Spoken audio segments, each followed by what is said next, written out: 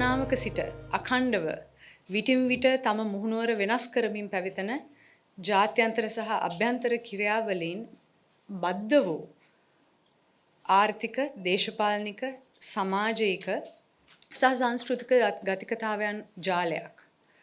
හැබැයි ඒ සමාජ දේශපාලන ආර්ථික සංසිද්ධීන් සහ ක්‍රියාවලීන් පිළිබඳ ලිවීමේදී විචාරයේදී බොහෝ විට පුද්ගල කේන්ද්‍රීය එහෙම නැත්නම් සිද්ධිමය එහෙම නැත්නම් ප්‍රපංචමය රාමුවෙන් ඔබට යන ශාස්ත්‍රීය විශ්ලේෂණ අද අපිට දකින්නටවත් කියන්නටවත් ලැබෙන්නේ කලාතුරකින්. වර්තමානයේ අපි නිතර අහන්නට කියන්නට ලැබෙන බොහෝ දේ දුර නොබලා කියන කතාවල්. ඒව රැල්ලට යන විශ්ලේෂණ. මේ අද අපේ සුපුරුදු තත්ත්වයේ බවට පත් වෙලා තියෙනවා. ඒත් කලාතුරකින් අපිට මුණ ගැහෙනවා තමන් ජීවත් වෙන යුගයට වඩා තමන්ට වඩා උසින් පේන දකින විද්වතෙක්. මහාචාර්ය අසෝකා බණ්ඩාරගේ එවැනි අද්විතීය කෙනෙක් බව මා මුලින්ම තේරුම් ගන්නේ 2009 වසරේ. එතුමිය 2008 ලියනවා The Separatist Conflict in Sri Lanka. මේ කෘතිය මා කියවන්නේ ශ්‍රී ලංකාවේ බෙදුම්වාදී ගැටුමේ යුද්ධයේ අවසාන අදියරේදී. බෙදුම්වාදී ගැටුම බොහෝ විද්වතුන් අර්ථකථනය කළේ හුදු ජනවාර්ගික එහෙම නැත්නම් ජාතිකවාදී ගැටුමක් ලෙස පමණයි. ඒත් මා දන්නා තරමට මෙතුමිය විසින් ඉදිරිපත් කළ මේ බෙදුම්වාදී යුද්ධයේ දේශපාලන ආර්ථික විග්‍රහය ඒ විදිහට පුළුල් එහෙම නැත්නම් විස්තීර්ණ ලෙස ඉංග්‍රීසියෙන් වෙන කවුරුත් ඉදිරිපත් කළා නැහැ. මේ කෘතියත් එසේමයි.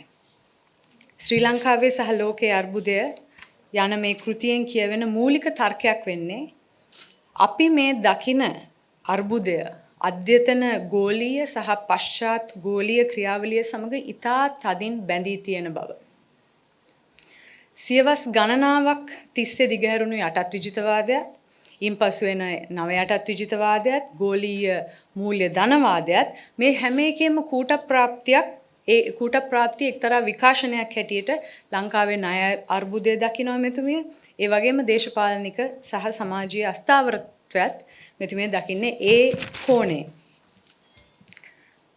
ශ්‍රී ලංකාවේ අපිට කියවන්නට ලැබෙන සුපුරුදු ශාස්ත්‍රීය විග්‍රහයන් මම හිතනවා අතික්‍රමණය කිරීම මහාචාර්ය අසෝකා බණ්ඩාරගේ පර්යේෂිකාවගේ ශාස්ත්‍රීය පරිණතභාවයේ පරිචයත් පමණක් නොවේ ඇගේ සංකල්පීය සහ මේ නායක නැඹුරුවෙත් ඊටම විශේෂත්වයක්. මෙතුමිය කොළඹ විශාඛා විද්‍යාලයෙන් ප්‍රාථමික සහ ද්විතීක අධ්‍යාපනය ලබන්නේ. උසස් අධ්‍යාපනය ලබන්නේ පේරාදෙණිය විශ්වවිද්‍යාලය සහ ඉන්පසු ඇමරිකාවේ බ්‍රින් මෝ විශ්වවිද්‍යාලය සහ යේල් විශ්වවිද්‍යාලයෙන්. ඇය සමාජ විද්‍යාව පිළිබඳ ආචාර්ය උපාධිය ලබන්නේ යේල් විශ්වවිද්‍යාලයෙන්. ඇය මහාචාර්යවරයක් ලෙස ඇමරිකාවේ බ්‍රැන්ඩයිස්, ජෝර්ජ් ටවුන් සහ මවුන්ට් හෝලියෝක් වැනි කීර්තිමත් විශ්වවිද්‍යාලවල කටයුතු කර තිබෙනවා. වර්තමානයේ ඇය කැලිෆෝනියා ඉන්ස්ටිටියුට් ඔෆ් ඉන්ටිග්‍රල් ස්ටඩීස් යන ආයතනයේ මහාචාර්යවරියක්. ඇය විසින් රචනය කළ ග්‍රන්ථ ලෝකයේ ප්‍රධාන ප්‍රකාශකයන් විසින් මුද්‍රණය කර එළි දක්වලා තියෙනවා. මේ අතර විශේෂ වෙනවා Colonialism in Sri Lanka, The Political Economy of Kandyan Highlands, Women, Population and Global Crisis, A Politico-Economic Analysis, The Separatist Conflict in Sri Lanka, Sustainability and Well-Being, The Middle Path to Environment, Society and Economy. මීට අමතරව ගෝලීය දේශපාලන ආර්ථිකය පිළිබඳ වෙනත් ලිපි ගණනාවක් ප්‍රකාශන විශ්වකෝශවල සහ සංග්‍රහවල මුද්‍රණය වෙලා තියෙනවා. ලංකාවෙත් පිටරටත් ශාස්ත්‍රීය සම්මන්ත්‍රණවල ප්‍රධාන දේශිකාවක්. ඇයගේ ලිපි සහ සම්මුඛ සාකච්ඡා පළ වෙලා තියෙනවා Huffington Post, Asia Times, CNN, BBC, Al Jazeera, Bloomberg වැනි ජාත්‍යන්තර මාධ්‍යෙත් දේශීය වශයෙන් දෙරණ, සිරස, The Island වැනි පුවත්පත්වල. ඇයට ශාස්ත්‍රීය සම්මාන ගණනාවක් ඇය දිනාගෙන තියෙනවා. මේ අතරින් ජොන්ස් හොප්කින්ස් විශ්වවිද්‍යාලයෙන් ලැබුණු ෆෝඩ් ෆවුන්ඩේෂන් ෆෙලෝෂිප් සහ මැකැලෙස්ටර් විශ්වවිද්‍යාලයෙන් පිරිනැමුණු හියුබර්ට් හම්ෆ්‍රී මහාචාර්ය පදවිය විශේෂ වෙනවා. ඇය දැනට විවිධ ජාත්‍යන්තර ප්‍රකාශනවල සහ ආයතනවල උපදේශක මණ්ඩලවල කටයුතු කරනවා. මේ අතරින් critical Asian studies, interfaith moral action සහ ඇමරිකාවේ ජාත්‍යන්තර බෞද්ධ සංගමය විශේෂ වෙනවා. අද එළි දක්වන Crisis in Sri Lanka and the World ප්‍රකාශනයට පත්වෙන්නේ බර්ලින් නුවර පිහිටි ප්‍රමුඛ පෙළේ ජාත්‍යන්තර ශාස්ත්‍රීය ප්‍රකාශකයෙකු වන ඩි ග්‍රූටර් විසින් කෘතිය සිංහල පරිවර්තනය ශ්‍රී ලංකාවේ සහ ලෝකයේ අර්බුදය ප්‍රකාශයට පත් කරනු ලබන්නේ සරසවි ප්‍රකාශකයන් විසින්. ඊතා ඉක්මනින්ම සිංහල පරිවර්තනයේ විද්‍යුත් පොත ඔබට Amazon හරහා ලබාගත හැකියි. කෘතිය සිංහලයට පරිවර්තනය කළේ චන්දන බණ්ඩාරගේ මහතා, එතුමියගේ සහෝදරයා. එතුමා ප්‍රාථමික සහ ද්විතීක අධ්‍යාපනය ලැබුවේ කොළඹ රාජකීය විශ්වවිද්‍යාලයෙන්. පසුව City University of New York විශ්වවිද්‍යාලයෙන් sannivedana පිළිබඳ උපාධියක් ලබා ඔහු ලංකාවට පැමිණෙනවා. වර්තමානයේ ශ්‍රී ලංකා ගුවන්විදුලි සංස්ථාවේ සහ ජාතික රූපවාහිනියේ ජ්‍යෙෂ්ඨ ප්‍රවෘත්ති කර්තෘවරයෙක් ලෙස කටයුතු කරනවා. මහාචාර්ය අසෝකා බණ්ඩාරගේ මහත්මියට මම ගෞරවයෙන් ආරාධනා කර සිටිනවා ඔබගේ නවතම කෘතිය පිළිබඳ මූලික අදහස් දක්වන්නට. ගෞරවනීය සභාවෙන් අවසරයි. මාගේ නවතම කෘතිය Crisis in Sri Lanka and the World එළිදැක්වීමේ අවස්ථාව මාහට ගෞරවයක් මෙන්ම දැඩි සොම්නසට හේතුවක්. මේ රට වෙසෙන මිතුරන් සහ සගයින් සමග එම සතුට අද මම බෙදා හදා ගනිමි. කාර්යබහුල රාජකාරි මැද්දේ මෙම උළෙලට සහභාගී වීම පිණිස කාලය අඩංගු කිරීම පිළිබඳව මම ඔබ සැමට බොහෝසෙයින් කෘතඥ වෙමි. මෙම ග්‍රන්ථය ඉංග්‍රීසි සහ සිංහල භාෂාවලින් ප්‍රකාශයට පත් කිරීම සඳහා උදව් දුන් සියලු දෙනා වෙත මගේ කෘතඥතාවය හිමි වේ. විශේෂයෙන්ම මෙම ග්‍රන්ථය සිංහල භාෂාවට පරිවර්තනය කළ මාගේ සොහොයුරු චන්දන, එය යතුරු ලියනය කළ ඩිලේෂා මදුෂානී, තාක්ෂණික සහාය ලබා දුන් නිපුන් දක්ෂිතද, පිළිවෙලින් ඉංග්‍රීසි සහ සිංහල ප්‍රකාශන මුද්‍රණ වාරයෙන් බිහි කිරීමට ක්‍රියා කළ ද ග්‍රොයිටර් සහ සරසවි ප්‍රකාශකයන් මෙහිලා සිහිපත් කරමි. එළිදැක්වීමේ අවස්ථාව සංවිධානය කිරීමට උදව් දුන් සියලු දෙනාටම බොහොම ස්තුතියි. විශේෂයෙන්ම චනාලි වඩුගේ, නිමල් ලියනගේ සහ ඉදිරිපත් කිරීමේ කාර්ය ඉටු කරන ආචාර්ය වගීෂා ගුණසේකර සහ අද කතිකයන් වන කසුන් කාරිවසම් සහ මහාචාර්ය ටියුඩර් වීරසිංහ යන අයගේ නම් මෙහිලා සඳහන් කළ යුතුයි. මෙම පොතෙහි ඉංග්‍රීසි මුද්‍රණය දැඩි කවරයකින් සහ පොතක් ලෙස ලබාගත හැකිය. මෙය නිෂ්පාදනය සඳහා දැඩි පිරිවැයක් දැරීමට සිදු වූ හේයින් අධික මිලකින් යුක්තයි. කෙසේ නමුත් ඉංග්‍රීසි පොතෙහි මා සතුව ඇති පිටපත් ස්වල්පය ඉතා විශාල වට්ටමක් සහිතව ඔබ වෙත ලබා දීමට කැමැත්තෙන් පසුවෙමි. මෙම ඉංග්‍රීසි පොතෙහි අඩු මිල ඇති සාමාන්‍ය කවරයකින් යුත් පිටපත් ඉදිරි මාස කිහිපය තුළදී ප්‍රකාශයට පත් කිරීමට නියමිතයි. සිංහල කෘතිය වන ශ්‍රී ලංකාවේ සහ ලෝකයේ අර්බුදය සාමාන්‍ය කවරකින් හැබී සිංහල ග්‍රන්ථය නොබෝ කලකින්ම Amazon මගින් ප්‍රකාශයට පත් කරනු ඇත. සිංහල ප්‍රකාශනය ඉංග්‍රීසි ග්‍රන්ථයේ සම්පූර්ණ පරිවර්තනයකි. ඉංග්‍රීසි ප්‍රකාශයේ අඩංගු සියලු වගු, රූප, සිතුවම්, අවසන් සටහන්, ග්‍රන්ථ නාමාවලී සහ උපග්‍රන්ථ පරිපූර්ණ ලෙසින් සිංහල අනුවාදයේද ඇතුළත් වේ. මගේ කලින් නිර්මාණ මෙන්ම Crisis in Sri Lanka and the World හුදෙක් අධ්‍යාපනික උත්සාහයක් පමණක් නොවේ. මාගේ දැඩි ව්‍යායාමයේ අරමුණ මනස විවර කිරීම, පුළුල් දැක්මක් ඇති කිරීම සහ දේශපාලනික සහ ආර්ථික කරුණු පිළිබඳ අවබෝධය නැඹුරු මට්ටමකට ගෙන ඒමයි. එමගින් සමාජ සුබසාධනයට මෙන්ම ශ්‍රී ලංකාවේ සහ ලෝකයේ සාමය සහ සමාදානය සඳහා මගක් සැලසීමයි. ජනමාධ්‍ය සහ අධ්‍යාපනික මූලික ප්‍රවාහයන්හි ශ්‍රී ලංකාවේ අර්බුදය පිළිබඳ සීමිත මෙන්ම පටු මතවාදී අවකාශයක් තිබේ. ශ්‍රී ලංකාවේදී ආර්ථික අර්බුදයට මූලික හේතු වශයෙන් ප්‍රධාන වශයෙන් ගෙනහැර දක්වනු ලබනුයේ ආර්ථික කම්පන මෙන්ම කොවිඩ් වසංගතය, යුක්‍රේන යුද්ධය සහ කලින් පැවති දේශපාලන නායකත්වයේ අකාර්යක්ෂමතාවය සහ දූෂණයයි. මේවා වැදගත් සාධක වෙයි. එහෙත් අර්බුදය මීටත් වඩා සංකීර්ණ සහ දිගුකාලීන එකකි. ආර්ථික අර්බුදය අවසන් කිරීම සඳහා උද්ඝෝෂණය කළ පාලන ක්‍රම මාරුවක් ඉල්ලා සිටියහ. එහෙත් ඔවුන්ගේ අවබෝධයෙහි බොහෝ අඩුපුළුදුකම් තිබෙන බව පෙනී යයි. සමහර විට අරගලය පිටිපස්ස සිටි කණ්ඩායම්වලට එම තත්ත්වය එසේම පවත්වා ගැනීමේ වුවමනාවක් තිබෙන්නට ඇත. එහෙත් රැවටිලිකාරී ක්‍රියාදාමයේ ප්‍රතිඵලය ප්‍රජාතන්ත්‍රවාදය ස්වෛරී භාවයට සහ සමාජ සුභසාධනයට හානිදායක විය. අද IMF ණය ප්‍රතිවියුක්තිකරණයට විකල්පයක් නොමැත යන අදහස ප්‍රකට වී තිබේ. සියලුම පාහේ දේශපාලන පක්ෂ සහ ජන කොටස් මේ මතයේ පිළිගෙන ඇතැයි ප්‍රකට වී තිබේ. නමුත් වෙනත් IMF ප්‍රතිවියුක්තිකරණයට ලක් වූ රටවල් මෙන් ලංකාව තුළ මේ IMF ආයතනය යනු කුමක්ද? එහි වැඩපිළිවෙල දීර්ඝකාලීනව ජනතාවට බලපාන්නේ කෙසේද යන්න ගැන වැඩි විග්‍රහයක් නොමැත. නමුත් මෙම ග්‍රන්ථය වත්මන් අර්බුදයේ බලපෑම් දීර්ඝ සහ ගැඹුරු ලෙස ගවේෂණය කරයි. එහි සම්භවය සහ පරිණාමය පිළිබඳව පුළුල් පර්යේෂණයක යෙදෙයි. එය කරුණු විග්‍රහය සඳහා විවිධ මූලාශ්‍ර වෙත පාඨකයා රැගෙන යයි. තවද මෙම පොත යටත් විජිතවාදී පරිණාමය සහ දෙවේනේ ධනවාදී ආර්ථිකයක් වෙත අධිග්‍රහණය වීම පිළිබඳව සංක්ෂිප්ත ඓතිහාසික විවරණයක්ද දෙයි. 1977 වසරෙන් පසු ඇති වූ සහ වර්තමානයේදීද ක්‍රියාත්මක වන පෞද්ගලික වැඩපිළිවෙල පිළිබඳවද අන්තර්ජාතික රන් බැඳුම් කර නිකුත් කිරීමේ සංසිඳිය පිළිබඳවද විමසුමක් සිදු කෙරුණු අතර එය වත්මන් ණය අර්බුදයට හේතුකාරක වූ ආකාරයද හොඳින් විවරණය කරයි. Crisis in Sri Lanka and the World අවධාරණය කර සිටිනුයේ ශ්‍රී ලංකා අර්බුදය ගෝලීය අර්බුදයේ තවත් උදාහරණයක් පමණක් බවයි.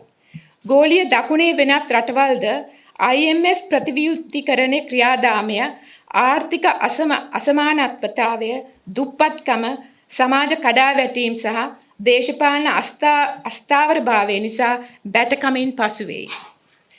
තවද මෙම ග්‍රන්ථය IMF ප්‍රතිපත්තිවල දේශපාලන බලපෑම් ප්‍රශ්න කරයි. එම තත්ත්වය ඉන්ධන විදුලි බල විදුලි සංදේශන සහ මහ බැංකු පද්ධතිය කෙරෙහි ඇති කරන අයහපත් ප්‍රවණතා මෙන්ම ආර්ථිකයේ සහ ස්වෛරී භාවත්වයට එල්ල වී තිබෙන තර්ජනයද හුවා දක්වයි. මෙම පොත ලෝක අසමානත්තා දත්ත තොරතුරු ගෙනහැර දක්වයි. වර්තමාන අර්බුදයටත් කලින් 2020 වර්ෂයේදී ශ්‍රී ලංකාවේ ජනගහනයෙන් 101ක් වන ඉහළම පරතරය රටේ සම්පත් වලින් 31ක් භුක්ති විඳ. එවෙලම පහත 50ක කණ්ඩායම 4%කටත් වඩා අඩු ප්‍රමාණයක් සම්පත් භුක්ති විඳී. ශ්‍රී ලංකාව අපයන රාජ්‍යයක් වූ අයුරු සහ අත්‍යවශ්‍ය පාරිභෝගික භාණ්ඩ ආනයනය සඳහා පෙළඹවීම කළ ආකාරය මේ පොතින් හොඳින් විග්‍රහ කරයි. මෙම කෘතිය විචිත්‍රවත් ලෙසින් අනාවරණය කරනුයේ වත්මන් ආර්ථික අර්බුදය කෙරෙහි යටත් විජිතවාදී පාලනය අඩිතාලම දැමූ ආකාරයයි. අසමාන හුවමාරු ක්‍රියාදාමයක් තුළින් ශාස්ත්‍රීය රටක් තුළ ඒ කියන්නේ ලංකාව තුළ දේපොළ සහ සම්පත් මැදියේ භාණ්ඩ හිඟයක් ඇති කළ අයුරු මනාව නිරූපණය කරයි. මෙම පොතේ තවත් විශේෂත්වයක් වනුයේ යටත් විජිතවාදී දේශපාලනයේ මර්ධනකාරී ස්වරූපය එළි දැක්වීමයි. එසේම දේශීය ප්‍රභූන් සමග ඇති කරගත් ගිවිසුම් සංස්කෘතික විපරිණාමය සහ ආර්ථික සුරාකෑම මැනවින් පෙන්වා දී ඇත. මෙම සංකීර්ණ අසාධාරණ ක්‍රියාදාමය තවදුරටත් ක්‍රියාත්මක වෙමින් පවතී. දෙවන ලෝක යුද්ධයෙන් පසු එක්සත් ජනපදය මූලික කොටගත් ලෝක රටාව අවසානයක් කරා එළඹෙමින් තිබේ. දැන් නව ලෝක රටාවක් වෙත එළඹීමේ කාලය උදා වී ඇත. මෙයට වඩා සාධාරණ සමගි සම්පන්න මෙන්ම පාරිසරික කල්පවත්නා භාවයෙන් සහිත යුගයක් බිහි කළ යුතුව තිබේ. අනාගතය පිළිබඳ මාගේ අදහස් අද ඉංග්‍රීසි භාෂාවෙන් සිදු කරන මාගේ අවසාන දේශනයෙන් සිදු කිරීමට බලාපොරොත්තු වෙමි. මගේ සගයන් වන කසුන්ට සහ ටියුඩර්ට මගේ පොත පිළිබඳව අදහස් දැක්වීමට දැන් අවස්ථාව ලබා දෙමි. ඔබ සැමට බෙහෙවින් ස්තුතියි. මහාචාර්යතුමිනි, ඔබගේ කෘතිය 4 වෙනි පිටුවේ සඳහන් වෙනවා ශ්‍රී ලංකාවේ ණය අර්බුදය ගෝලීය දේශපාලන ආර්ථික කෝණයෙන් බැලූ විට පේන විදිහ. ලංකාවේ ආර්ථික විද්‍යාඥයන්ගෙන් මම හිතන්නේ 99.9%කින් අපි ඇහුවොත් ලංකාවේ ණය ගැන එයාලා කියන්නේ ණය ප්‍රමාණය ගැන විතරයි. බිලියන 52යි බිලියන 52යි බිලියන 52යි නේ. තව එකක් කියනවා රටට ලැබෙන ආදායමට සාපේක්ෂව අපේ වියදම වැඩි අපිට ණය ගෙවා ගන්න බෑ. මේවා අපි කියන්නේ stating the obvious කියලා නේ. ඉතින් දැන් අපිට දරාගත නොහැකි බව මේ ණය ප්‍රමාණය කියන්නේ ආර්ථික විද්‍යාඥයෝ අවශ්‍ය නැහැනේ. අපිට ගණකාධිපතිවරයෙක් කවුරු හරි රටේ බැලන්ස් ෂීට් එක බලලා ශේෂපත්‍රය බලලා භාණ්ඩාගාර ගිණුම බලලා මේක ලේසියෙන් අපිට කියන්නට පුළුවන්. ඒත් මෙහිදී ඇය කියනවා පොතේ අපිට වැදගත් වෙන්නේ ණය ප්‍රමාණය නෙවෙයි. ඇය ඊටමත් වැදගත් සංඛ්‍යාවක් දෙනවා. Trillion 129 million trillion. අපි මේ ඩෙවලොපින් කන්ට්‍රීස් ඒ කියන්නේ සංවර්ධනය වෙමින් පවතින රටවල් දැන් වෙනකොට ට්‍රිලියන 129ක් ආපහු ණය ගෙවලා තියෙනවා. අපි ගත්ත ප්‍රමාණයට වඩා ණය ගෙවලා තියෙනවා ඉන්ට්‍රස්ට් වලින් විතරක්. ඇය මේක පොතේ කියනවා. ඇය කියන්නේ මේ ණය ප්‍රමාණය නෙමෙයි අපිට වැදගත්. ඒ ණය නියෝජනය කරන ආයතනික බලාධිකාරය සහ එහි අන්තර්ගත වෙලා තිබෙන අසමාන බල සම්බන්ධතාවය. ඉතින් ශ්‍රී ලංකාවේ සහ ලෝකයේ අර්බුදය ආර්ථික සහ මේකේ ආර්ථික සහ මූල්‍ය මානයන් පිළිබඳ විග්‍රහයක් ඉදිරිපත් කිරීමට අප ආරාධනා කළා තරමක අසම්මත චින්තනයක් ඇති ඉතා ප්‍රායෝගික තලයක කටයුතු කරන ආර්ථික විද්‍යාඥයෙකුට. ඔහු Kasun Thilina කාර්යවසම්. Kasun is going to deliver his presentation in English. Kasun is an independent economist who works in the Swedish fund management sector. He has worked in capital markets and fund management sectors. His specialties include monetary economies, fintech, and computational finance. Kasun, the floor is yours. Distinguished guests, friends, I must admit that the book is very long, and I had a really hard time reading the book because it addresses starting from the colonialism to Sri Lanka's crisis and the development of Sri Lankan industrialization towards open economy and the current episodic events that happened in the Sri Lankan economy, which is like that perspective was not given in any narrative that we hear in Sri Lanka. Most of the narratives are basically, like Vagisha said, it's basically episodic events that happened. Sri Lankan economy is the crisis that we have now is an incorrect policy cocktail. That's how I would like to put it, which is historically rooted and mainly, in my view, and it was elaborated in the book as well, that we have to understand that we are a colonial country. That's if you're a colonial country, your modes of productions are disposition. That's where you start. Okay. Regular countries, their modes of production are developed through their own national interest. But in colonial countries, however, at one point of their history, what happens is that an external force come into this economy and then organize the economy for their own interest, but not the interest of the nationals in that locality. This is true of all the colonies. So what you have is an economy that you have the internal circulation, and then you have the dispositioned modes of production that was developed in those countries. This is the challenge that any country face if you're a colonial economy. When we got our independence in 1948, this is the challenge that people who govern the country faced. Well, it's a challenge because partly that these dispositioned modes of production have stakeholders, so you can't just get rid of it. Like you can't get rid of the plantation sector, because there are stakeholders in it. There are workers, there are people who are involving in the industry and so on.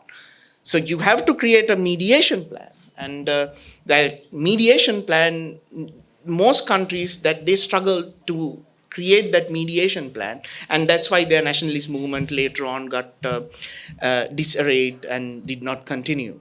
Now,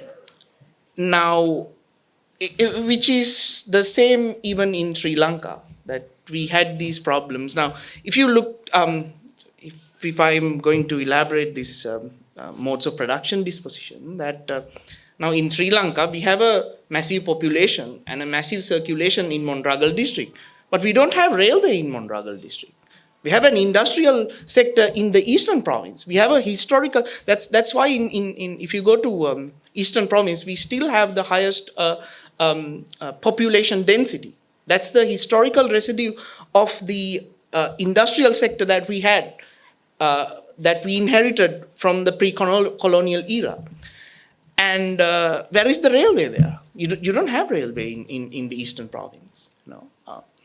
So all these infrastructure that was built by the colonialists, that were built just for their own needs, but not for the needs of the national interest.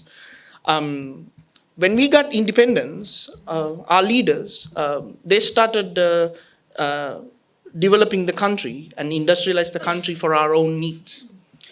There is a common narrative in Sri Lanka that there is a curse of 75 years, that they often say that there is a curse of 75 years.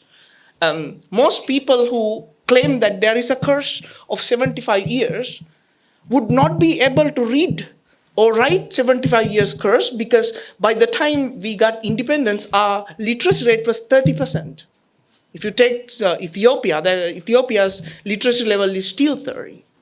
Okay, most of those leaders who say that 75 years of curse would not be there alive to say that, because our age expectancy was 44 years. Okay. After independence, we managed to give welfare-funded education, welfare-funded healthcare, and we have developed our industries. We have gained so much from our independence. And this was overlooked by most of these people for political game theories now. And this book provides a fair analysis on that, what happened after independence. Even though that there are problems with that industrialization that happened after 1948, especially after 1956, that they were en route to establish a fairly well industrial economy in Sri Lanka. And that was disrupted in 1977, that we decided to abandon the development of industrialization, and we declared that we are going for open market economy, which was what we basically did was we prematurely opened up our economy to the rest of the world without reaching the relative productivity.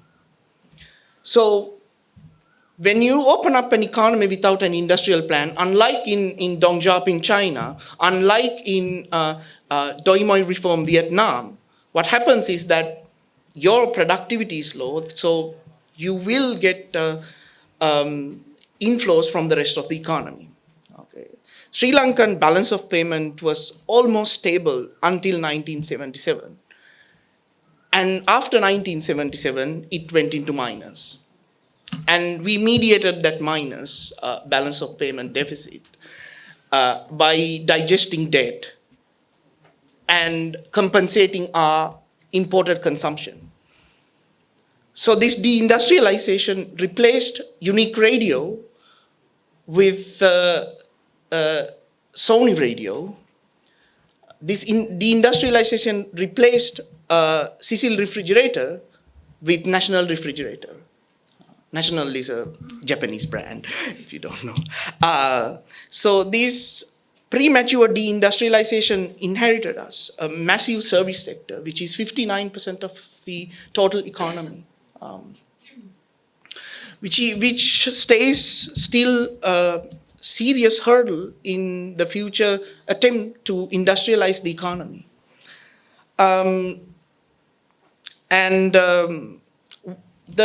The reason for neoliberalism was mainly because of the profitability stagnancy that happened in the global economy after 60s.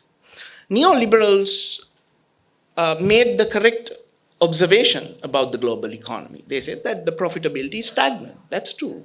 But their conclusion was incorrect. Their conclusion was there are two ways in which that you can increase profitability. One is accumulation of assets, which is why we, if you read Washington Consensus, there are 10 conditions that a government needs to fulfill in order to get finance from these World Bank, IMF types. So these Washington Consensus were written in order to address this issue. So one is accumulation of assets. So you tell to privatize state-owned enterprises. So you transfer publicly owned assets to private hands. Okay, so that increases profitability for a short period of time, though. Second one is increasing exploitation. So the profitability is what you retain from the workers. So if you increase the retainment capacity of these rate of returns, that increases the profitability. So that's why they want to reform labor. I mean, they're going through a labor reform now. So that's why they want to do that. And deregulated markets and so on. So you weaken the position of labor. Third one is the most sustainable way, that is increasing productivity, which is a hard task. You have to create an industrial plan, you need to increase productivity and so on. It should be well understood that in Sri Lanka, the productivity is low, that to an extent that you can bring toffees from China cheaper than producing toffees in Sri Lanka. You can bring eggs from India cheaper than producing eggs in Sri Lanka. So that's the level of productivity in Sri Lanka. So we need to understand how to address this issue. We can go another 50 years. Now, after opening up the market, it's like 50 years. We can go another 50 years if you want to, unless you understand that there's absolutely no path other than industrialization of the economy. The solutions that were given to us are twofold. One is basically utopian. They're not technically sound. They don't really address the real issue and so on, which I'm not going to address here. The other one is the neoliberal policy solution. The utopian solution kind of reinforced the neoliberal narrative. So utopians say that we are not going for IMF. Then the neoliberals say we should go for IMF. We have a liquidity issue, so we have to do it. In common sense, a common person looked into it and said that, yeah, I mean, these people say that we are not going for IMF, but what are you going to do if you're not going for IMF? I mean, you should have a policy plan if you're not going for IMF, if you do not advocate IMF solution. But the utopians don't provide a solution to it. But there is a solution. There is a way that we can find finance It's just we are not willing to do it. Um, what we need to understand is that now that the world order is changing from the unipolar world order to the multipolar world order. And this was not discussed in Sri Lankan academia, except for Tudor, of course.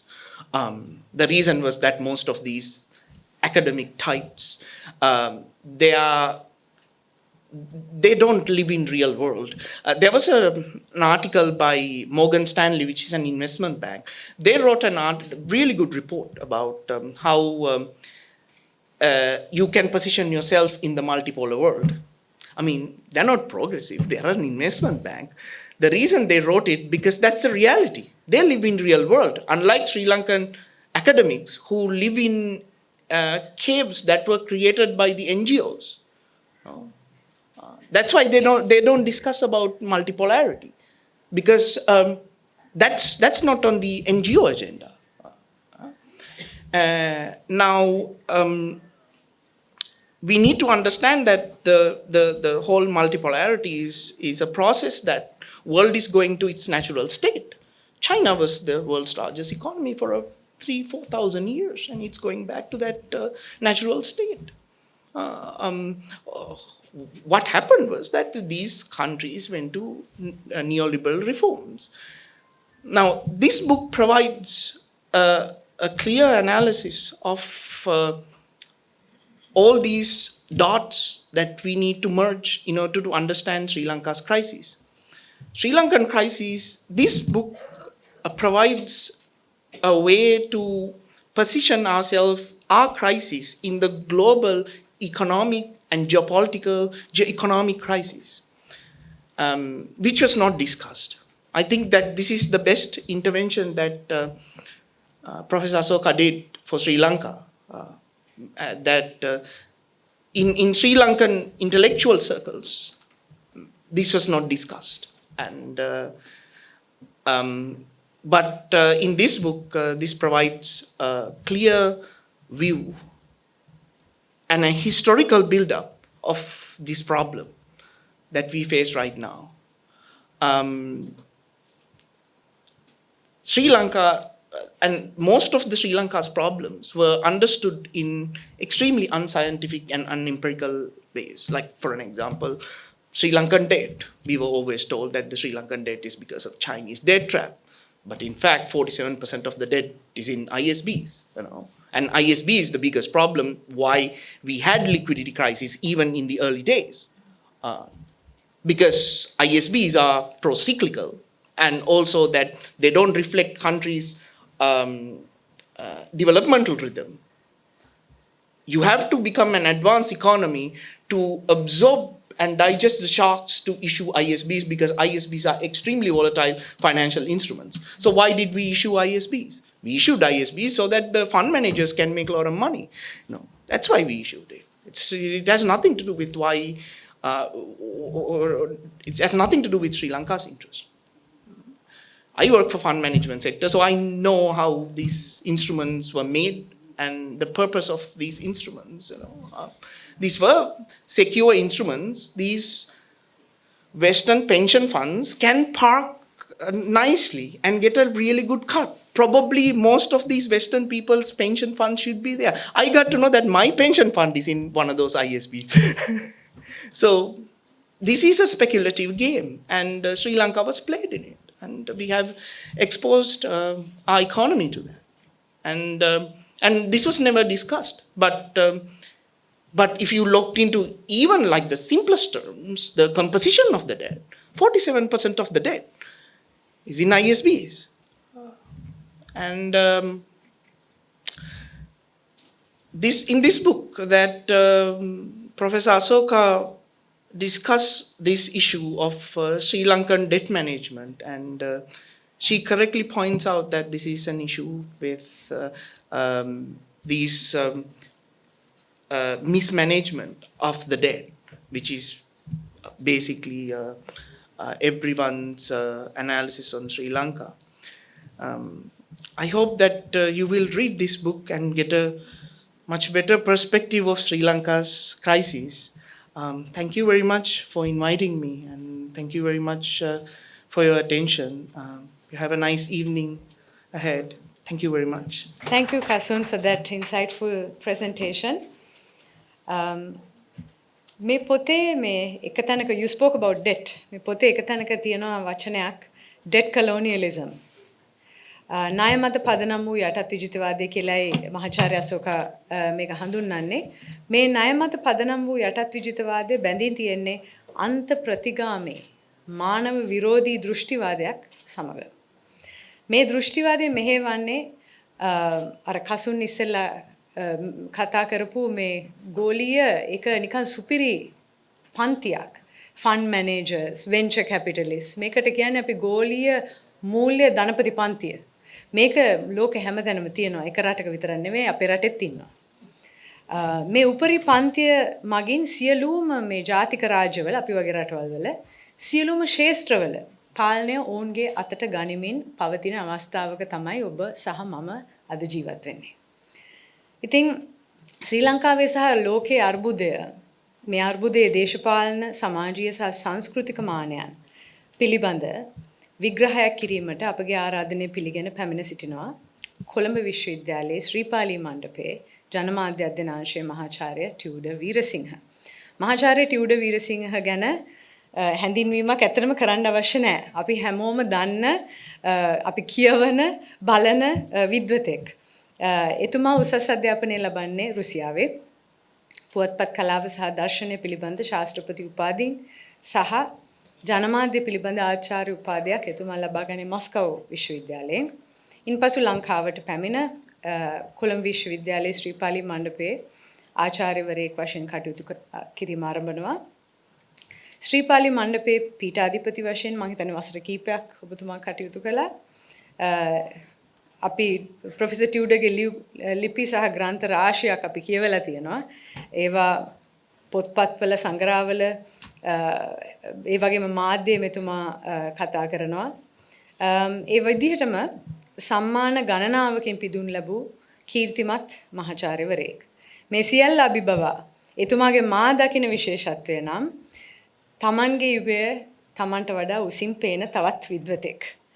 ඉතින් මං හිතනවා අද මේ අපි රැස් වෙලා ඉන්න මේ උත්සවයට මේ එළි දැක්වීමට ඉතාමත්ම සුදුසු පුද්ගලයෙක් ඔබතුමා මහාචාර්ය ටියුඩර් වීරසිංහ මා ගෞරවයෙන් ආරාධනා කරනවා අදහස් ඉදිරිපත් කිරීමට.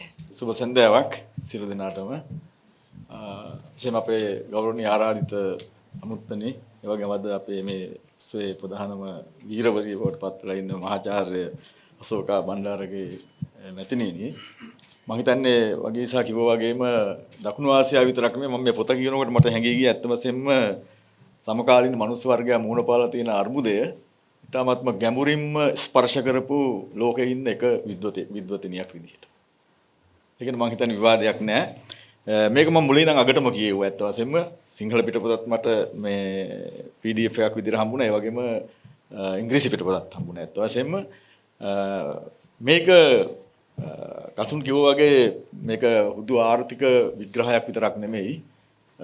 මේක සමකාලීන මනුස්ස වර්ගයා මේ මොහොතේ මුහුණ පාලා තියෙන අර්බුදයේ ඓතිහාසික මූලයන් සහ මේ මොහොත ඔහු ජීවත් වෙන තත්වය සහ අනාගත කුමනාකාරයේ පර්යාලෝකනයන් ඔස්සේ ගමන් කරන්න තියෙන විකල්ප මොනවද කියන එක පිළිබඳව ගැඹුරු විග්‍රහයක් මේකේ තියෙනවා. එයින් අදහස් කරන්නේ මේක නිකන් ශාකල්‍යමය හොලිස්ටික් අප්‍රෝච් එකක් විතරක් නෙමෙයි. මේක තුල තියෙනවා ඊටාත්ම ශුද්‍ර විදිහට ණය ප්‍රශ්නය, මුදල් ප්‍රශ්නය, ආර්ථික ප්‍රශ්න, දේශපාලන බොහොම සිදුවීම් පවා යම් කිසි කෙනෙක් පෙනගසලා විශේෂත්වය තමයි සියල්ලම යම් කිසි ව්‍යුහයක් එක්ක යම් කිසි දැක්මක් එක්ක ඉදිරිපත් කිරීම. අර කිව්වාගේ වගේ අද එවැනි විද්වතුන් අපේ සමාජයේ බටහිර ලෝකෙත් නැහැ අත් වශයෙන්ම. බටහිර ලෝකෙත් බොහොම කොටස් විදිහට අර මාකට් කරනවා වගේ එහෙම තමයි ඉදිරිපත් කරන්නේ. එහෙම තමයි මනුස්ස වර්ගයද හුරු වෙලා තින්නේ අත් වශයෙන්ම. ඒ නිසා මේකෙදි වඩාත්ම නිතරම මේ පොත කියනකොට ලොකු තැනකට යනවා මහාචාර්ය තුමිය මේ මුදල් පිළිබඳ ප්‍රශ්නයක් වශයෙන් මේක මේ මනුස්ස වර්ගයාගේ ජීවිතයට හා මනුස්ස වර්ගයාගේ ඉතිහාසයට මේ මුදල් කරපු මහ දැවැන්ත පෙරළිය පිළිබඳ ප්‍රශ්න. දැන් මේකදී මට මතක් වෙනවා මේ බොහොම මුල්ම කියමනක් විදියට ගෞතම බුදුන් ආනන්දට කෙනකොට ආනන්ද සර්පයා දුටුවාද. ඊට අවුරුදු 200කට 300කට පස්සේ ඇරිස්ටෝටල් ග්‍රීක දාර්ශනිකයෙක් ඔහු කියනවා මේ ආර්ථිකයේ ප්‍රධාන පැති දෙකක් තියෙනවා. එකක් තමයි ඔහුගේ පොලිටි ඉකොනොමිය කියලා.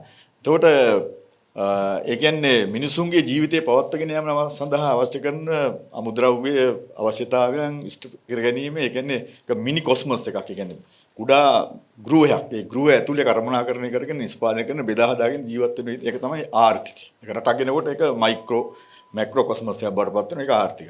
හැබැයි ওই ආර්ථිකයත් එක්ක කට්ටියක් වර්ධනය වෙනවා ටිකක් වෙන ආකාරයේ පිරිසක්. ඒ කට්ටියට ඒක හැදින්වුවේ ක්‍රිස්මැටික්ස් කියලා. ඒ කියන්නේ ධනිකවාදී.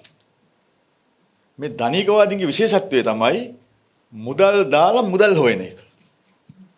දැන් සමස්ත ලෝකෙම එන්නන් ඉතින්ට. ඒක තමයි මේ පොතේ තීරණාත්මක කේන්ද්‍රය තියෙන්නේ අත් වශයෙන්. ඒ විතරක් නෙමෙයි වර්තමාන මනුස්ස වර්ගයාගේ අරුදේ කේන්ද්‍රීය ලක්ෂණ එතනයි තියෙන්නේ. ගෝලීය සමස්ත මුල්‍ය ක්‍රියාවලිය අපි දන්නවා ලෝක ආර්ථිකය එක පැත්තකින් ඒ තියෙනවා ආර්ථිකයේ සැබෑ පැත්තක් ඒ කියන්නේ ද්‍රව්‍යමය සම්පත් නිෂ්පාදනය, හුවමාරුව, ඒක බෙදා හැරීම, පරිභෝජනය, අනිත් පැත්තෙන් මුල්‍ය පැත්ත. මේක සංකේතාත්මක ආර්ථිකයක් කියන පුළුවන් අද වර්චුවල් ඒ කියන්නේ නැත්තම් ඒ වගේ ආර්ථික බවට පරිවර්තන වෙලා තියෙනවා මේ මුල්‍ය ආර්ථිකය. මේක මුල්‍ය තියෙන්න ඕනේ ඇත්ත වශයෙන්ම මේ භාණ්ඩ හුවමාරුව යම්කිසි පහසු කිරීමක් විදියට. අපි දන්නවා රට ආර්ථික විද්‍යාව දන්න ඕනම කෙනෙක් රටක තියෙන මුදල් හා භාණ්ඩ අතර තියෙන ඒ ස්කන්ධ දෙක අතර තියෙන න්‍යාය ඇත්ත වශයෙන් මෙහෙම නැත්නම් සම්බන්ධතාවය. කියන්නේ රටේ තියෙන සමස්ත භාණ්ඩ සේවා ප්‍රමාණය මිල ගාණින් වැඩි වුණාම ඒ රටට අවශ්‍ය කරන සාමාන්‍යයෙන් සංසාරයට අවශ්‍ය කරන මුදල් ප්‍රමාණය ලැබෙනවා ඇත්ත වශයෙන්.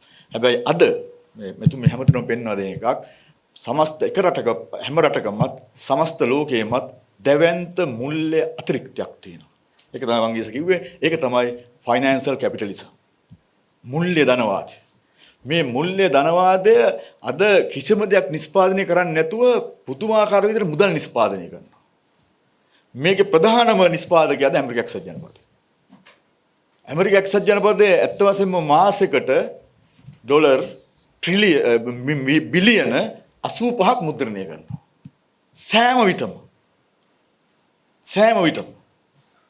දෙවියන් ලෝක යුද්ධයට කලින් ඇමරිකා එක්සත් ජනපදයේ ලෝක ආර්ථිකයේ 50%කට ආසන්න ප්‍රමාණයක් තිබුණා. අද වෙනකොට භාණ්ඩ සේවා නිෂ්පාදනයේ ලෝක ඇමරිකා එක්සත් ජනපදයේ 14%යි.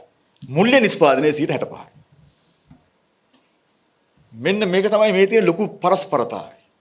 මේ තියෙන අර එක පැත්තකින් උතුරයි දකුණයි අතර තියෙන මහාචාර්යතුමිය පෙන්වන මේ දැවැන්ත අසමානතාවය පවත්වාගෙන යාමේ මූලික තර්කණය මූලික අපි කියන්නේ ඕන ඉන්ෆ්‍රාස්ට්‍රක්චර් එක සකස් කරන මෙන්න මේ මුල්‍ය පද්ධති මාගේ. ඒ කියන්නේ අද අපි දන්නවා දෙවෙනි ලෝක යුද්ධයෙන් පස්සේ ඔබ කවුරුත් දන්නවා ලෝකේ තාක්ෂණික ව්‍යුහය ආර්ථික මොඩලය වෙනස් වුණා.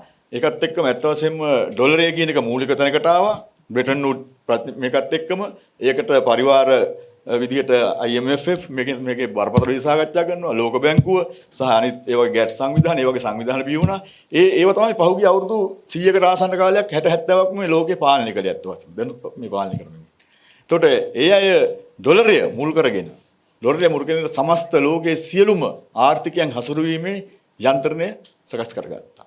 එහෙම නැත්නම් ඇමරිකාවේ FRS එක, ඒ කියන්නේ Federal Reserve System එකෙන් ඔස්සේ ලෝකයේ තියෙන සියලුම ජාතික බැංකු, අපේ සෙන්ට්‍රල් බැංක් එකත් ඇතුළුම ඒ සියලුම ඒකට සම්බන්ධ කරගත්ත ජාතික මුල්‍ය එකත් එක්ක. ඒ හින්දා අපිට නිදහසක් එකකින් නැහැ. සංවර්ධනයකුත් නැහැ ඇත්ත වශයෙන්. මෙන්න මෙතනයි තියෙන ප්‍රශ්නේ ඇත්ත වශයෙන්. මේකට ජපානයටත් මේකයි ප්‍රශ්නේ. රුසියාවටත් මේ ප්‍රශ්නේ තියෙන්නේ. අපිටත් මේ ප්‍රශ්නේ තියෙන්නේ ඇත්ත වශයෙන්. එහෙනම් මෙන්න මේ මුල්‍ය යන්ත්‍රය දෙක අපේ මහ බැංකුව අපේ රටේ තිබුණාට ඇත්ත වශයෙන්ම මේක අපේ රටේ විධායකින් හෝ ව්‍යවස්ථායකින් අධිකරණය නෙමෙයි පාලනය වෙන්නේ. ඒක පාලනය වෙන්නේ ඒ කියන්නේ ග්ලෝබල් ට්‍රාන්ස්නැෂනල් බැංකින් සිස්ටම් එක. එහෙම නැත්නම් අර SFR ඒ සිස්ටම් එකෙන් පාලනය වෙන්නේ. ඒකවල තමයි කී රේට් එක තීන්දුව කරන්නේ. ඒකවල තමයි රටක අර්බුද ඇති කරන්න පුළුවන් ඔන්න ඒගොල්ලන්ට. එහෙනම් මේ මූලපාලා තියෙන අර්බුදේ මහාචාර්යතුමේ මේකේ මතු වෙන තර්කයක් මතිරුවා දෙනවා. ඒක පැත්තකින් ඇත්ත වශයෙන්ම මේක ඇවිල්ලා මේ අර ධනවාදයේ සාමාන්‍ය මත වෙන ස්වභාවික අර්බුදයක් නෙමෙයි දැන් අපි මූලපාලා තියෙන්නේ. අර්බුදය කියන එක සාමාන්‍යයෙන් එන එකක්. ශ්‍රී ලංකාවේ වෙන්න පුළුවන් ලෝකෙ වෙන අර්බුද කියන එක සාමාන්‍ය ක්‍රියාවලියේම කොටසක් ඇත්ත වශයෙන්ම. අර්බුදයෙන් පස්සේ අලුත් තත්ත්වයක් ඇති වෙනවා. ඒක තමයි සාමාන්‍ය විදිය. හැබැයි මේක ඇවිල්ලා කෘත්‍රිමව ඇති කරපු මේ ලෝක අර්බුදයක්. මෙන්න මේකයි මම තේරුම් ගන්න. මොකද මේක අර කලින් අර්බුද වගේව නෙමෙයි මේ තියෙන්නේ. කලින් අර්බුද ඇවිල්ලා යම්කිසි කාලයක් යනවා ඊට පස්සේ ඒක නැතු වෙනවා ආපහු වර්ධනය වෙනවා. එහෙම තමයි සාමාන්‍ය වෙන්නේ. දැන් මේකට අවුරුදු කීයක්ද? අවුරුදු කීයක්ද දැන්? අඩුම ගානේ දැන් 2008 9 ඉඳන් මේ පහුගිය දැන් දශකයකට එකමාරකට ආසන්නක් මේ අර්බුදේ ඉන්නේ. තවත් අර්බුද ඉස්සර. තව කාටවත් කියන්න බෑ කවදාද මේක මෙහෙම වෙන්නේ කියන එක. ඒ කියන්නේ මේක සැලසුම් සහගත වැඩක්. මේක සැලසුම් සහගත වැඩක්. ඒ කියන්නේ මනුෂ්‍ය වර්ගයා වෙනත් තැනකට ගෙනියන්න අර කිව්වාගේ ඊටාම සැලසුම් සහගත බලවේග. අපි අර වගේස කිව්වා ඒකද ග්ලෝබල් සුපර් ක්ලාස් එකක් වෙන්න පුළුවන්. එහෙම නැත්නම් ගෝලීය උපරි පන්තියක් වෙන්න පුළුවන්. මේක මම කියනවා ග්ලෝබල් සුපර් ස්ටේට් එකක්. මෙන්න මේ අය බොහොම සීමිත පිරිසක්. ඉඳගෙන ඒ අය අත තමයි මේ බලය තියෙන්නේ. ඇමරිකාවේ මේකට පාදක වෙන ඇමරිකාවේ ඉතිහාසයේ සාකච්ඡා වෙනවා මේ දැන් ඇමරිකාවේ මුදල් අච්චු ගහන පිරිස ඇමරිකාවේ යම්කි සංවාදයක් කරනකොට ඇමරිකාවේ ව්‍යවස්ථාව සහ ඇමරිකාවේ ව්‍යවස්ථාව ඕන කෙනෙකුට ලියාගන්න එක ප්‍රශ්නයක් නැහැ කියලා ඒගොල්ලෝ. ඕන කෙනෙකුට ලියන්න පුළුවන්. මොන ආගමද දාන්නේ? ඕනම ආගමක් ඕනම දෙයක් අදා ගන්න ඕන මිනිස්සුන්ට එකයි නිදාගන්න. හැබැයි එකක් අපිට දෙන්න. මුදල් අච්චු ගහන එක. අන්න එදා ඉඳන් මුදල් අච්චු ගැසීමේ බලය රජයට නෙමෙයි අර පෞද්ගලික ඇමරිකාවේ අර RFS එක තමයි සිද්ධ කරන්නේ. මුලින්ම ඇමරිකාවේ ගහුවා ඊට පස්සේ ලෝකෙට මුදල් අච්චු ගන්න පටන් ගත්තා. તો දැන් කරන්නේ ඒගොල්ලෝ ඒක විතරයි. දැන් ඇරිස්ටෝටල්ගේ අර එදා අවුරුදු 2500 කට කලින් දැක්ක විදිය සා ජේසුස් වහන්සේ එක දැක්කා. මේ මුදල් ගැන කියනකොට අත්තට මේකත් කියන්න ඕනේ. දැන් ජේසුස් වහන්සේ කිව්වා දැන් ඉන්දිකට්ටේ මේ මොකද සිදුරෙන් ඔටුවකට රින්ගන්න පුළුවන් වුණාට ධනෙකුතුරකට ස්වර්ගයට යන්න බෑ කියන. මේ මුදල්ේ ප්‍රශ්නේ මේ කතා කරන්නේ. බුදුන් වහන්සේ කතා කළෙත් ඒකයි ඒ වෙලාවේ. ඊට පස්සේ ඇරිස්ටෝටල් කතා කළෙත් ඒකයි. ඊට පස්සේ කාල් මාක්ස් කතා කළෙත් ඒකයි. ඊට පස්සේ ඊට අවුරුදු 2000කට පස්සේ 2500කට පස්සේ 2000කට පස්සේ. ඔහුගේ මොකද්ද? ප්‍රාග්ධනයේ අතිරික්ත ප්‍රාග්ධන සූරාකෑමේ ප්‍රතිශතය 300 වෙනකොට මුල්‍ය ප්‍රාග්ධනයේට කළ නොහැකි අපරාධයක් නැත. අද ලෝකෙ වෙන්නේ ඒකයි. මෙතුමේ මතු කරන පරිසරය විනාශ කරනවා, ජලගෝලය විනාශ කරනවා, සම්පත් විනාශ කරනවා, මනුස්ස වර්ගය විනාශ කරනවා, රාජ්‍යයන් විනාශ කරනවා, ඓතිහාසික ශිෂ්ටාචාර විනාශ කරනවා. ඒ පමණක් නෙමෙයි දැන් ඇවිල්ලා තියෙන ඊටම තීරණාත්මක අවස්ථාවට මනුස්සයව විනාශ කිරීම. මනුස්ස සංහතිය ජානමය වශයෙන් වෙනස් කරන්න උත්සාහ කරනවා. මේ අපේ බයෝමෑස් එක උපරිම ලාභ උත්පාදනය කරන්න පුළුවන් වෙන ආකාරයට රීෆෝමැට් කරන්න, රීෂෙඩියුලින් කරන්න, රීස්ට්‍රක්චරින් කරන්න දැන් යන ක්‍රියාමාර්ගය මෙන්න මේකයි. මේක තමයි භයානකම වැඩේ. ඒ කොරෝනාවෙන් දුන්නේ අපිට යම්කිසි එක පොඩි නිදර්ශනයක් දුන්නේ කොරෝනාවෙන්. මේක ටෙස්ට් කරලා බැලුවේ ඇත්ත වශයෙන්ම. බැලුවොත්. මෙතෙන් දැන් මනුස්ස වර්ගය ගෙනියන්නේ. ඒකින්ද අපි ඇවිල්ලා ඉන්නේ. බොහොම ගැඹුරින්ම මේ වෙලාවේ හිතන්න ඕන වෙලාවකට. මේක ඇවිල්ලා දේශපාලන පක්ෂ පිළිබඳ ප්‍රශ්නයක්වත් මේක ඇවිල්ලා මේ සිංහල දෙමළ මුස්ලිම් හෝ මොකක්ද ජන වර්ග පිළිබඳ ප්‍රශ්නයක්වත් ආගම් ප්‍රශ්නයක්වත් නෙමෙයි. දැන් මතුවලා තියෙන්නේ මිනිස්යාගේ ඉරණම පිළිබඳ ප්‍රශ්නේ. මිනිස්යාගේ අනාගත පැවැත්ම පිළිබඳ ප්‍රශ්නේ. මොකද මීට අවුරුදු 500කට කලින් කල්පනා කළා ප්‍රොටෙස්ටන්තවාදීන් කල්පනා කළා උන් තැනකට ආවා. මොකද සංවාදයක් කියන්නේ මිනිස්සයා වෙනස් කරන්න පුළුවන්. ප්‍රොටෙස්ටන්තවාදීක වෙනස් කරන්න බෑ මිනිස්සයා. මේ මිනිස්සයා තියෙන ගතිගුණ එදා තිබිච්ච මනෝභාවයම අදත් තියෙනවා. මිනිස්සු කතා කරන්නේ එහෙමයි. සමහරක් වෙනවා වෙනස් කරන්න පුළුවන්. ආර්ථිකය වෙනස් කළා, සංස්කෘතිය වෙනස් කළා, අධ්‍යාපනය දීලා, උගන්වලා එහෙම කරන්න පුළුවන්. ඒක හැබැයි අරගොල්ලෝ කිව්වා වෙනස් කරන්න බෑ. එහෙනම් වෙනස් කරන්න බැයි නම් මොකද කරන්න ඕනේ? කරන්න ඕනේ එකම දේ තමයි මිනිස්සයා ළඟ තියෙන ඔය කුහකත්වය, ආත්මාර්ථකාමීත්වය, ඔය තියෙන ගිජුකම, කෑදරකම, අන්නේ තියෙන ක්වොලිටි, අන්නේ තියෙන ගුණයන් පාවිච්චි කරලා සමාජය වර්ධ කොට ගන්න. ඒක තමයි පහුගිය අවුරුදු 500 තුල කළේ. මෙන්න අපිට වගත ප්‍රතිඵලයි. ඒව තමයි මේ ඒව දැන් කලින් පුද්ගලික වශයෙන් මතුනේ දැන් ගෝලීය වශයෙන් මතුවෙන්න පටන් ගන්නවා ඒ ගුණය. දැන් ඔහුන්ට මේක ලොකු අර්බුදයක් වුණා. මෙතුමේ පෙන්වා දෙනවා මෙතන අද මනුස්ස වර්ගයේ ණය ප්‍රමාණය. තාර්කික මේ තාර්කික වර්ධනය කරමින්. අද සමස්ත මනුස්ස වර්ගයා ඩොලර් ට්‍රිලියන 350ක් ණයයි. ඩොලර් ට්‍රිලියන 350ක්. ඒ කියන්නේ ඒක තේරුම මොකද්ද? ඒක රටක් නෙමෙයි මනුස්ස වර්ගයා ණයයි. ඒ කියන්නේ මනුස්ස වර්ගයා බංකොලොත්. බංකොලොත් කියලා කියන්නේ අපි කරන වියදමට අපි යම් දෙයක් ලබා ගැනීමට දියුණුවක් ලබන්න කරන වියදම වැඩි අපිට ලැබෙන ප්‍රතිඵලයට වඩා. බංකොලොත්නේ. ඒක තමයි මතුවෙන පරිසරයේ ප්‍රශ්නෙන් ග්ලෝබල් වෝමින් විවිධ යුද්ධය මේ තියෙන සියලු ප්‍රශ්න මතු කරන්නේ ඒකත් එක තමයි. දේශපාලන අස්ථාවරත්වය, සෞඛ්‍ය ප්‍රශ්න මේ සියල්ල මතු කරන්නේ එතනින්. මෙන්න මනුස්ස වර්ගයේ බංකොලොත්. තවදුරටත් එහාට යන්න බෑ මේක. මේ පහුගිය අවුරුදු 500 තුල ක්‍රියාත්මක කරපු මේ ප්‍රොජෙක්ට් එක මේ විශේෂයෙන්ම ලිබරල් වාදී එහෙම නැත්නම් මේක මේ ඇන්ග්ලෝ සෙක්ෂන් මොඩල් එක උතුරු ඇට්ලාන්තික සංවර්ධන උපාය මාර්ගය මේ 21 වෙනි සතවර්ෂ 20 වෙනි සතවර්ෂයේ අවසාන වෙනකොට සිය කූට ප්‍රාප්තියට ආවා. කූට ප්‍රාප්තිය. ඒ කියන්නේ අර මනුස්සයෙක් දින අර ගුණ වර්ධනය කළා යන්න පුළුවන් උපරිමයට ගියා. දැන් ඒගොල්ලෝ වෙන අදහසකට. දැන් ඒගොල්ලෝ කියනවා එහෙමනම් මෙතනින් එහාට යන්න නම් අපි මේ අර්බුදයෙන් ගොඩ එන්න නම් කරන්න ඕනේ මොකද්ද? මිනිස්යාව වෙනස් කළ යුතුයි.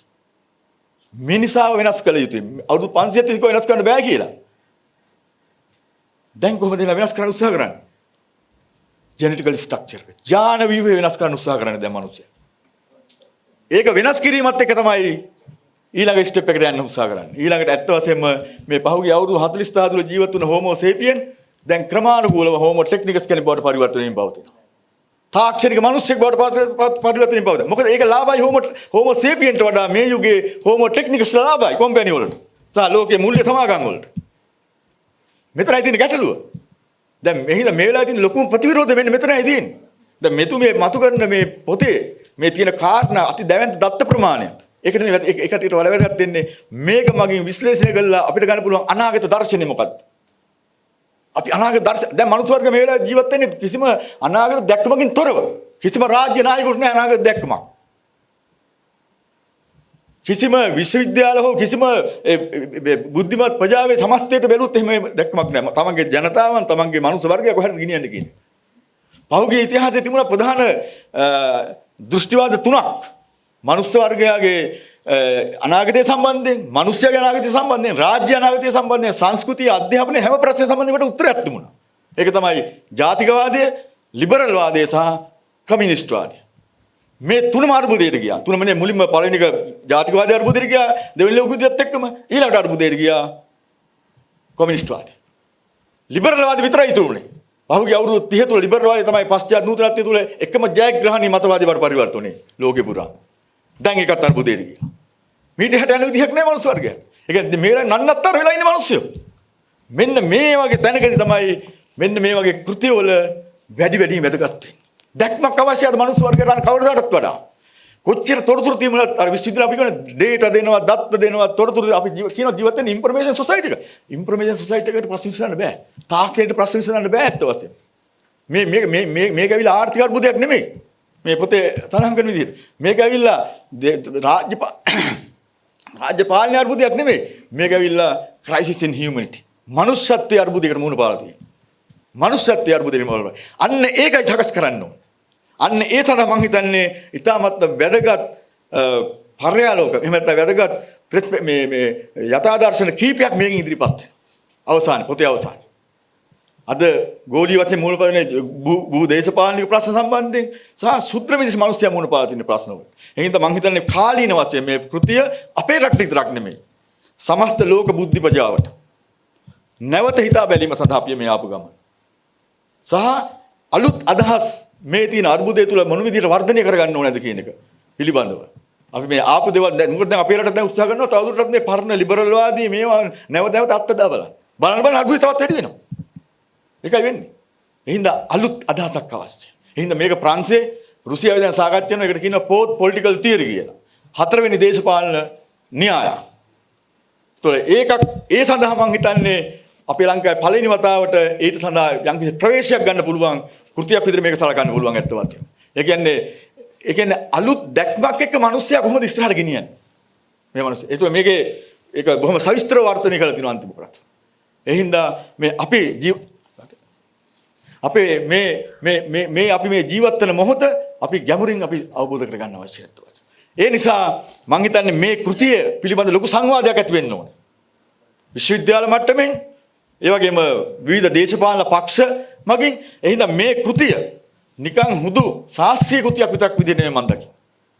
මේ කෘතිය දකින්නේ අනාගත දේශපාලන චින්තනයකට, දේශපාලන ධාරාවකට, දේශපාලන මේ පොලිටිකල් මූවමන්ට් එකට අවශ්‍ය කරන මූලික දෘෂ්ටිවාදයක් විදිහට. මොකද මනුස්ස වර්ගය මේ පාරේ පෙළෙන්නේ හට්ට බොන්න නැති ප්‍රශ්න විතරක් නෙමෙයි.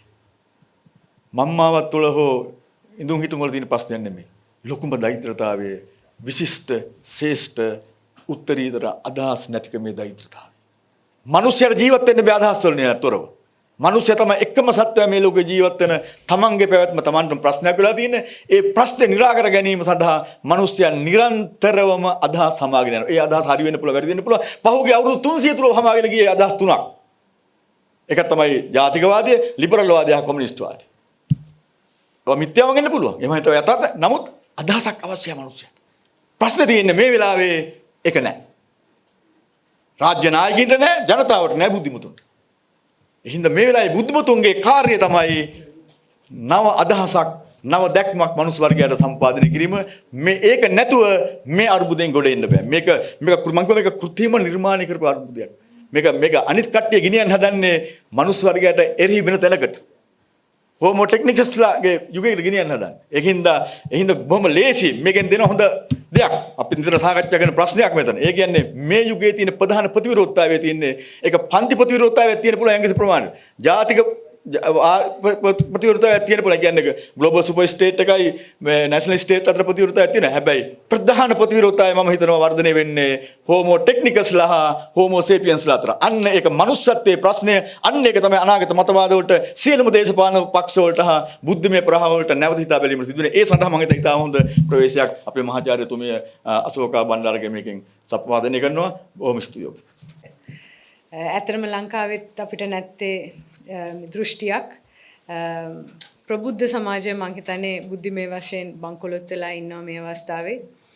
රාජ්‍ය දේශපාලන නායකයෝ නන්නත්තර වෙලා ඉන්නවා. ඒ වගේම ජනතාව මං හිතන්නේ මේ අවස්ථාවේ ගෝත්‍රික වෙලා ඉන්නවා ගොඩක්. ලිබරල් ගෝත්‍ර තියෙනවා, ප්‍රජාතන්ත්‍රවාදී ගෝත්‍ර තියෙනවා, වාමවාදී ගෝත්‍ර, දක්ෂිණාංශික ගෝත්‍රක. මේ හැම ගෝත්‍රයක්ම එකිනෙකාට යුද්ධ ප්‍රකාශ කළා මේ අවස්ථාවේ. මේ යුද්ධ බොහොමයක් සටන් කරන්නේ මේ සමාජ මාධ්‍ය ජාලවල. ගෝත්‍රවලට සම්බන්ධ නැති බොහොමයක් වැඩ කරන ජනතාව හරි දුකයි කියන්න නිර්වින්දනය වෙලා වගේ unconsciously මේ එදා වේල පිරිමහ ගැනීමට මහන්සි වෙනවා. ඉතින් මේ සන්දර්භය තුල මහාචාර්යතුමා කිව්වා වගේ ජාතික කලාපීය ගෝලීය වශයෙන් විවිධ බලවේග වර්ධනය වෙනවා. අපිට දර්ශනයක් නැත්තම් දෘෂ්ටියක් නැත්තම් මේ බලවේග අපිට තේරුම් ගන්න විදිහක් නැහැ. අපේ නායකයන්ට තේරුම් ගන්න විදිහක් නැහැ. ඉතින් ඒවට හරියට මූණ දෙන්න අපිට හැකියාවක් නැහැ. අපේ උත්සවයේ අවසාන අදියරට දැන් ඇවිල්ලා තියෙන්නේ. So Professor Asoka, amidst the gloom of our intellectual bankruptcy, your book has become a beacon of hope, as Professor Tudor also correctly mentioned. I think it provides a much needed impetus for individuals and groups looking for alternatives. So please enlighten us with some of the alternatives that you have mentioned in your book and give us some inspiration as to how to move forward. The floor is yours. To Vagisha for her brilliant emceeing and Kasun and Tudor for their presentations on my book. I'm most grateful for your generosity and support, and I will continue the discussion that you have started, but very briefly, given that we have limited time here.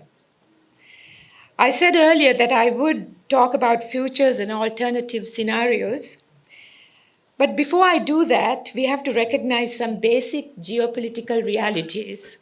And I think that Professor Tudor has mentioned some of them, but I will bring to the fore some essential facts that we need to face. We live in a world dominated by a handful of megalithic corporations that control every sector of life, production, reproduction, and increasingly consciousness as well.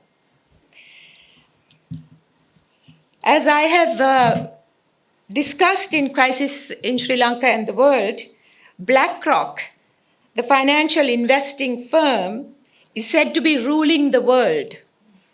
And as Professor Tudor said, finance capital rules the world, and BlackRock is at the very top of it. And we must not forget that BlackRock is also one of the largest, if not the largest, ISB creditor to Sri Lanka.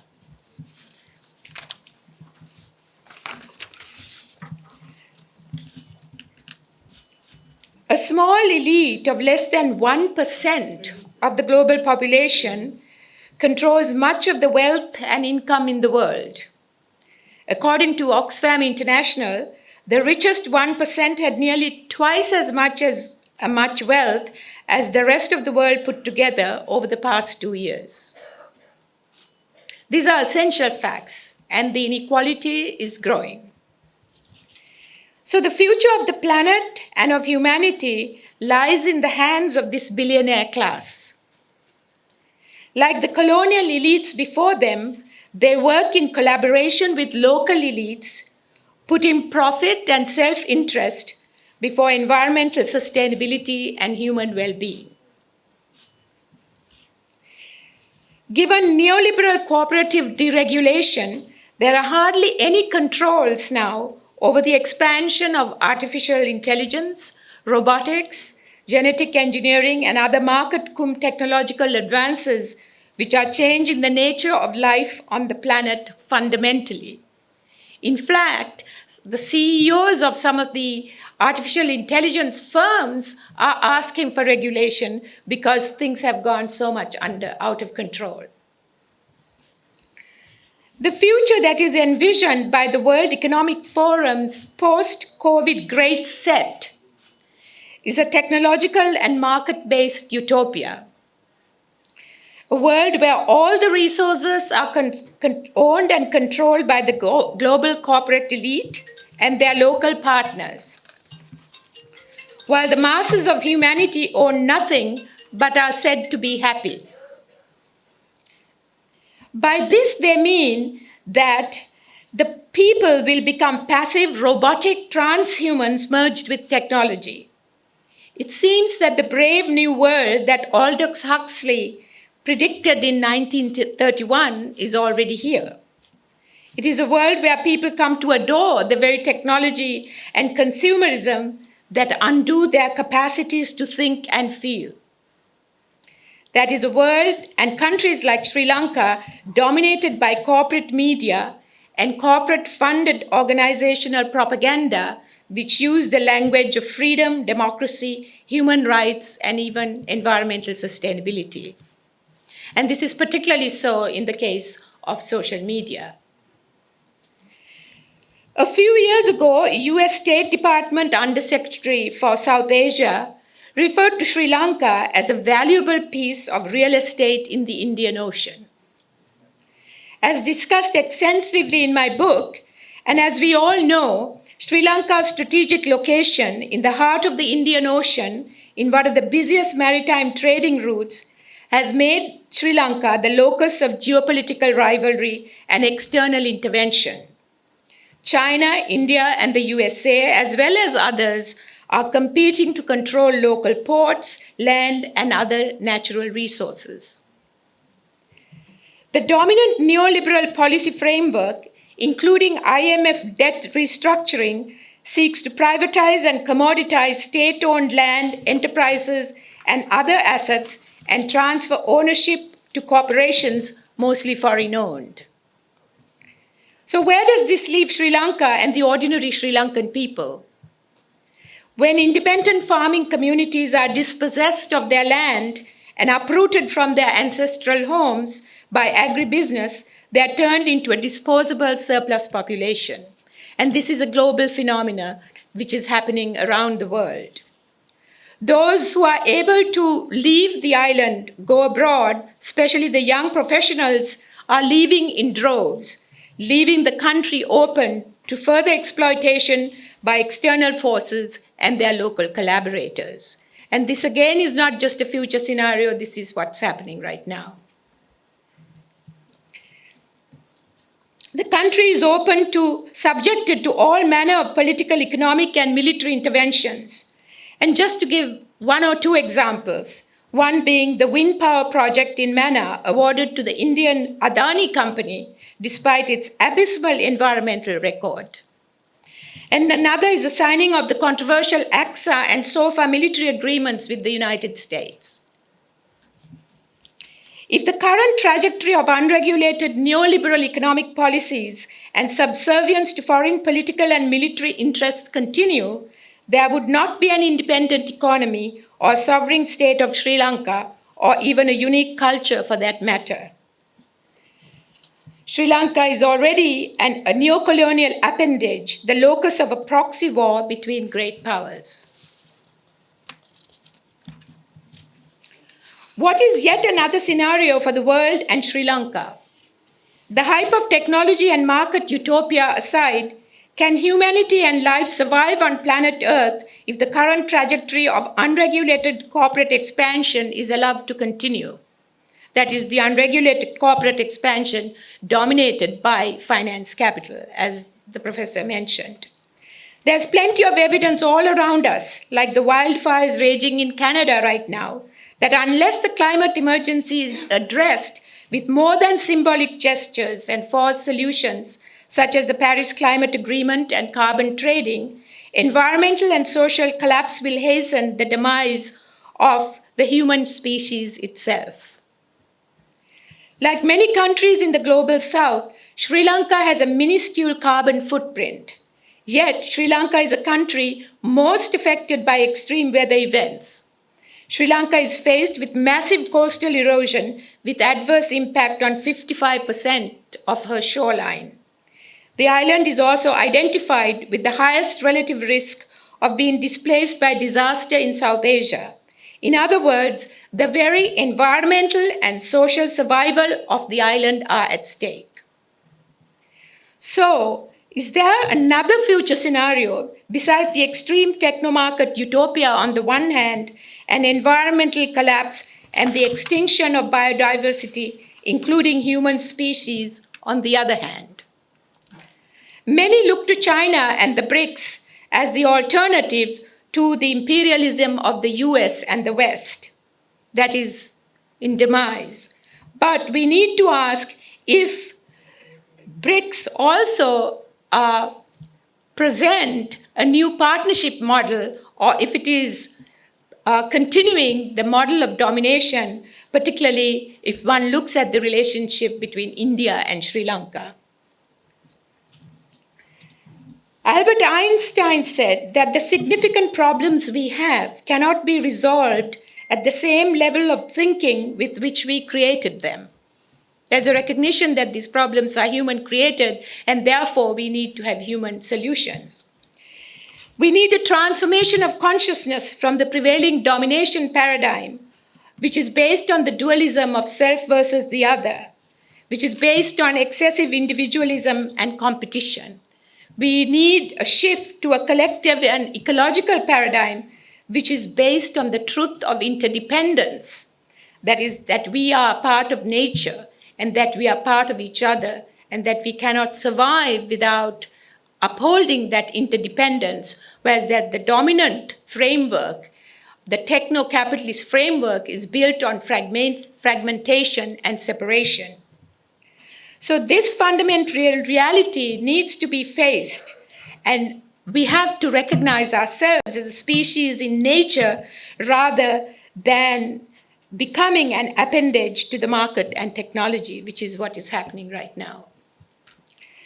Despite its dilemmas and the myopia and disempowerment currently pervading Sri Lankan society, we must remember our unique and proud heritage, the environmentally advanced hydraulic civilization of the past, the history of resistance against colonialism and neocolonialism. For example, the 1818 and 1848 rebellions against the British, and more recently, the movement against the United States Millennium Challenge Corporation Compact. While it may be a cliche, it is nevertheless true that crisis can be an opportunity for change. Positive change, that is, not like the kind of Aragale-led change, which also made use of the crisis as an opportunity. There are many committed individuals, organizations, and networks around the world envisioning and working towards an alternative world of environmental sustainability and human well-being, a world of greater harmony and partnership with nature and each other. And I believe that we each have a responsibility and a role to play to transcend the apathy, despair, and fear that is pervading not only this country but around the world. As crisis in Sri Lanka and the world argues, we as Sri Lankans need to come together across social class, ethno-religious divides, and work with others regionally and internationally. We need to question the dominant thinking, the faulty ideology, to create a livable future in both Sri Lanka and the world. Thank you very much.